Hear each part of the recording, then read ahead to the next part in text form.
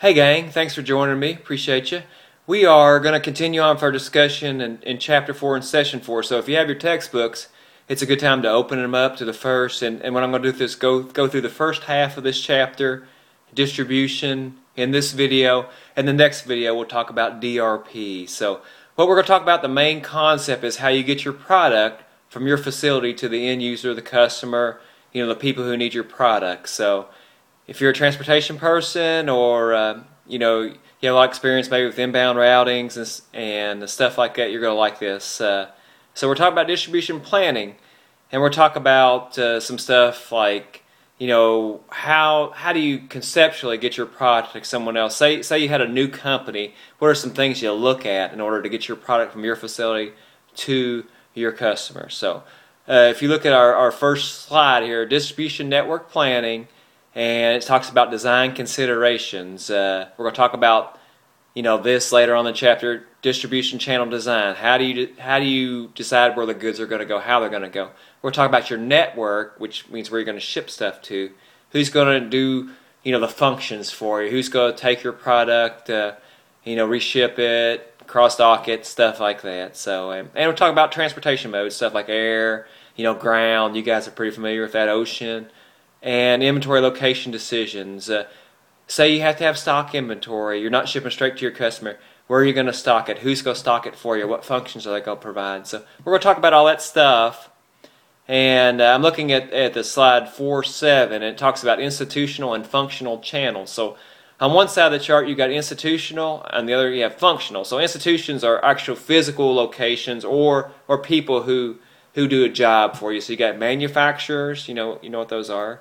Brokers who actually don't, they may just be someone who picks up the phone and brokers a deal, right? Like a freight broker, or they could be a parts broker, someone who actually makes a sale without actually physically touching the product. Distributors, dealers, like Toyota dealer, like a dealership there, or like a retail, like Walmart, those type of people. So, and each one of these institutions actually provides a different function, right? Or you could have marketing and sales done at your distributor. You could have a dealer do your marketing and sales. So, and you could have these people like distributors, retailers. They can do your cross-docking. They can do consolidation. They can do organize your transportation. So the main gist of this slide is you've got institutions and you got functions, and institutions can do different functions. So it's not delineated by exactly what institution you have. So anyway, the next slide goes on to distribution channel structures, and you'll see you've got complex channels, selective and exclusive channels, and you've got a direct and an internal channel. So the bottom of this slide, you'll see a direct internal channel. That's probably what you guys are doing. You're shipping straight to the end user. That's direct, right? You are making a product. You're shipping it straight to the end user. No distributors, no middlemen. If you're like a tier 1 supplier, you're probably doing that to Big Ass Solutions and people like that. So anyway, you are straight to the manufacturer, from manufacturer to customer. So you have now selective and exclusive is a little bit different, right? Selective is where you actually are choosing your next person in your channel, and exclusive is you're just using one person for your channel. Like Toyota, you guys have to correct me if I'm wrong when we get back to class, but Toyota, right? If you make a Toyota, you're going to send it to a Toyota dealership, right? I don't know of any dealerships that are Toyota and have like 4 or 5 different, rep 4 or 5 different models. Just like Toyota of Frankfurt, Toyota of Lexington, Toyota of Nicholasville, they just do Toyota. That's it. They're exclusive dealerships. That's what they do. Selective, think about people like Nike, Under Armour. They're putting their products in places like Dick's Sporting Goods, Hibbett's. They won't send them to Walmart, right? If you send those products to Walmart, then people might think you devalues your brand a little bit. When I grew up in Frankfurt, we had only 1 or 2 stores, Sears, JCPenney's when I was growing up.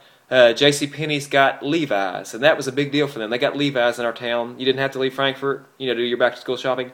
But it kind of devalued the brand, right? So it was, a selective channel, but, you have to figure out if that actually helps or hurts your brand. So anyway, something to think about. Now, complex channel, you guys, when you think about complex channels, think about Amazon.com. You think about Walmart. You think about, regional distribution centers. You think about a lot of routing, very complex routings, and it touches a few hands before it gets to the product. Grocery stores do this kind of stuff, and so those are complex, right? So now we're going to talk about each one of these 4 factors for channel design factors on 4.9, that slide. Your customer service criteria, distribution intensity, channel dependence, and your channel design attribute matrix. So we'll talk about each one of these 4 factors independently. This is how you decide how you're going to do your supply to your customers. Customer service, product variety. You know, what are you going to do? If you've got a product that has a lot of variety, think about people like in Lexington Link Belt who makes the cranes. You know, they make one giant part that's custom. You know, they're not going to ship that to the distributor or retailer. They're going to send it straight to the end user right there, straight from the manufacturer to end user. You know, they have a lot of variety. Now think about going to Walmart. You know, they don't have very much variety in the product. You go, you got 1 or 2 different options. Bam, you buy it. You're out the door, right? So lead time in a make to stock. You know, you're going to be doing more of a complex channel. Make to order and engineered order, just a direct shot straight to the manufacturer. Lot size, you're going to have a small lot size when you do a engineered order type product, maybe a bigger lot size and make to stock. And location convenience, you know, if it's a make to stock part, you got to stock it, and you want it close to your customer, right? They've got to go buy it. They're not going to work to go buy it. If it's something like an automobile, you know, back in the day, everybody had a Ford dealership in your town. Now you got to drive. If you're going to make a car purchase and you live out in the boondocks, you got to drive to a big city pretty much. They all went out of business during the Great Recession. So, channel type and distribution intensity. Complex, you got people like Amazon, Walmart. High distribution intensity, product everywhere. Selective, think of Under Armour, Nike, kind of medium. Exclusive, like a Toyota dealership, you got kind of a low and medium. And internal, you know, say you have a direct shipment, they have really low intensity. Intensity is like the amount of product, how close you are to the customer. You know, are you going to supply everywhere? So that's the kind of stuff we're looking at right there. Now, channel dependence, think about your distributors are dependent on them. Is it a one-time shot? Like a single transaction. It's a one-shot deal. It's low, short-lived. You know, you don't need somebody. But, you know, at Bullard, we had a police order in another country. We didn't have a distributor. We actually had to get on the phone and find a distributor just so I could make one deal to this police company, and because we couldn't sell direct, they wouldn't let an international sell direct. So we actually went out and found somebody, one-time deal, bam, never seen these people again. It's been a few years. Now conventional is opportunistic, no lasting commitment, right? So you might use them some, you might not. Network supply is an integrated supply where, you know, like a Walmart, Amazon, you got to have them. If one link in the chain goes wrong, then you've got big problems. So now we're going to look at our problem 4.1, your channel attribute matrix, and I'll post this so you guys will have it. So don't feel like you have to write down this stuff or anything. But you look at the channel type, your manufacturing environment, direct or internal. That is an engineer to order, ETO or make to order product. Exclusive or selective is make to order, assembled order, or make to stock. Complex, make to stock, right? That Amazon, that Walmart, you got to have stock. Examples of products in direct or internal: aircraft engines, autos, brand apparel, and exclusive and selective, and groceries is complex. So, and your distribution intensity is low in direct and internal, and it's high in complex, and medium in the exclusive or selective. Product variety is high in direct or internal, and low in complex. Everything's medium in the middle. Everything's medium. Product variety is high in direct or internal, and low in complex. End user order lead time is high in direct or internal, and low in complex. Lot size or volume is low and high in complex. Low in the next one is low for location and high in complex. And it's high in production cost per unit in direct or internal, right? And low for stuff like make to stock stuff. Like inventory cost per unit is low in direct or internal, but it's high in complex stuff. You don't keep that much inventory, right? In make to order and engineer to order. So anyway, don't get too wrapped up in this example. You know, if you didn't write it down, no big deal. I'm going to send these out. I'm going to post them, but I just want you guys to have the solution so you feel comfortable for this problem. Now, the next slide, distribution networks. You're talking about the physical components. You're talking about physical locations, warehouses, cross-docking facilities, retail stores. infrastructure, plants, that kind of stuff. And your design decisions, how many plants are you going to have? Where are you going to stock?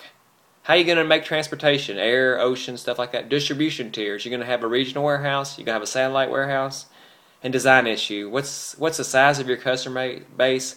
What kind of volume are we talking about? How are you going to manage your transportation costs? And your market breadth or dispersion. So these are all things you consider when you're designing a distribution network. So now, strategic influence on your configuration. What do your customer want? Do they require a product close to you? Are they willing to drive? Are they willing to wait?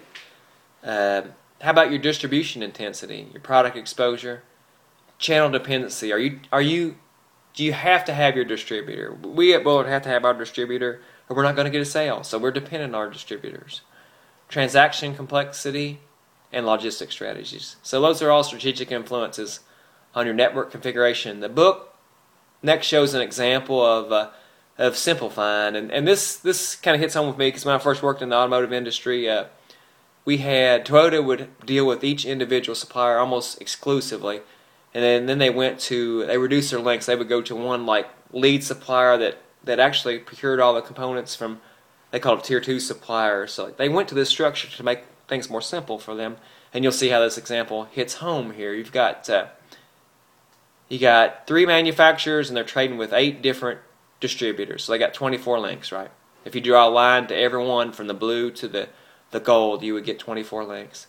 Then if you add a distributor, look, if you're a manufacturer, you can reduce your links, right? You've got 3 links at the top, and then you've just got your 8 links at the bottom where you're dealing with when you put a distributor in between. So you've got 11 links. So you made your whole network supply a lot easier with a distributor. And it doesn't sound like much, but you're taking away, when you reduce your links, you're not ordering as much, you're not communicating as much in that way. So it frees up a lot of time and simplifies your relationships and helps free up your resources. So the book then has a reduction in next slide, reduction tier 2, and you'll see another similar example. They're going to add a distributor at the bottom of this page, and you'll see you go from 27 links to 21 links. So same exact type of thing, just trying to make it a little bit easier to do business, and a lot of companies have done that. It's the way of the future.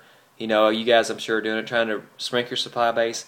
Easy, make things simple, dealing with key suppliers, not spending time with the C-level suppliers or suppliers that aren't as important. So next slide is multi-level networks. You'll see, it looks like a pretty big company. You got Kansas City Supply. That's like a central supply that stocks everybody. Then you got Los Angeles and Orlando, like a distribution centers. Then they've got these little satellite warehouses. So it looks just like a map for a Grainger. If you guys do business with Grainger, that's how they do business right there. So everything's coming from central supply and filtered on down to the warehouse. And next slide shows a bill of distribution. It's like a bill of material, right? Well, you've got central warehouse and you got these satellite warehouses. So when a customer pulls something from the satellite warehouse, it'll give a signal that they need product from the distribution center and who needs product from the central supply. So think about what happens. It's working just kind of like your MRP system in reverse. So it's a good way to look at it. Book problem 4.2 gives you a distribution safety stock problem. And the problem says you got safety stock of 500 in a region, and you're assuming equal sales from each warehouse. What is the effect on safety stock of increasing the number of satellite distribution centers to 2 and locating the safety stock in each distribution center? So you got 500 at a warehouse. You want to add 2 little satellite warehouses. And there's a formula. The book formula just gives you a straight formula. You got to plug it in. Safety stock for each satellite distribution center equals, you got to plug in the 500 because that's the units, and that's the square root of 2 over it. So you get 354. So you'd stock 354 in both warehouses. Next question says, by carrying safety stock, why not just keep a total safety stock of 500 units by carrying 250 in both locations? Well, you might run out, right? Demand's going to be unequal between satellite distribution centers, and you might wear out. This is a way to protect yourself. And it says, under what circumstances would it be appropriate to maintain a total safety stock level of 500 units at the regional distribution center? This is what Grainger does a lot on their products. They'll say, hey, satellite warehouses, we're not going to stock you, but you can get the product so fast, no big deal, right? a lot of times we'll try to order from Lexington. They say, hey, we don't have it. We got to call Louisville. They'll get it in the next day. We'll get it in our hands in a day or two. No big deal, right? So that's a situation when you might do that. Next slide talks about transportation modes. You'll see motor, rail, air, water, and pipeline.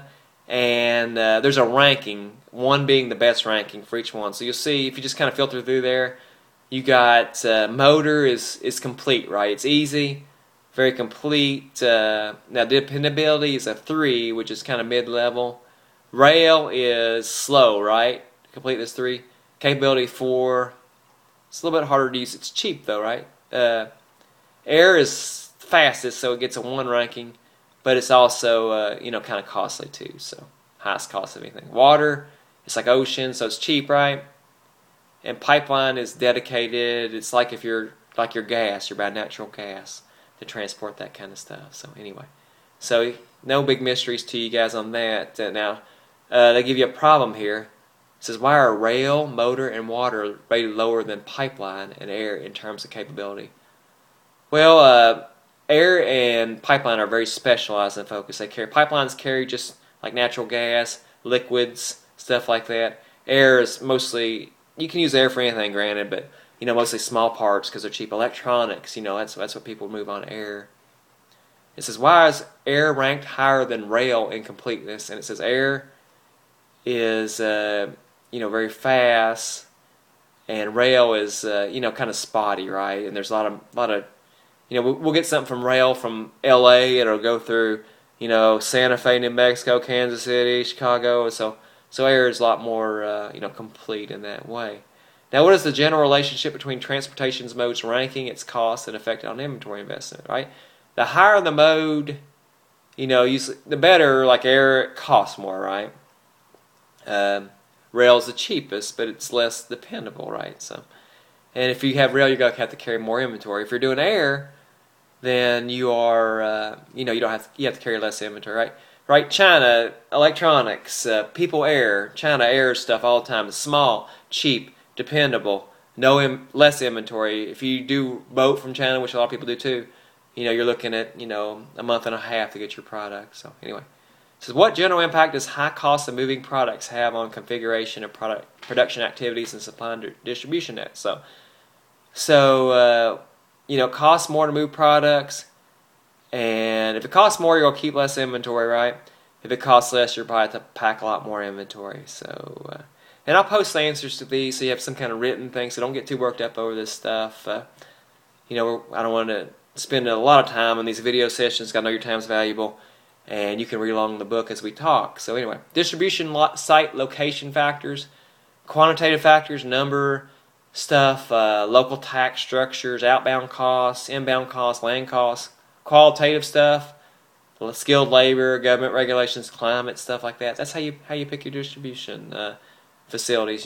It's more than cost. A lot of people went south to Mexico and NAFTA. Some people are coming back now. Some people are moving on to the latest, greatest place. But you got to look at both quantitative and qualitative factors. So, next, problem 4.4. You'll see it's just a ranking. We want to locate a new plant. You'll see a weighted average. So you'll see the labor supply is ranked at an 8. Labor cost is a 6. Government regulations 3. Transportation cost is a 10.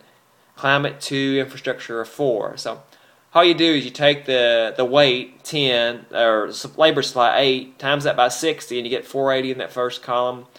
Then you take your 6 times your 90 in the next column, and so on, and you come up with your sum of your weighted scores to pick the site that you want to pick. So, right, the higher the cost, the higher the sum of the weighted scores, the better the site. So you take site 3 in this, because once you add up the numbers, I'll post these. Site 3 gives you the highest score.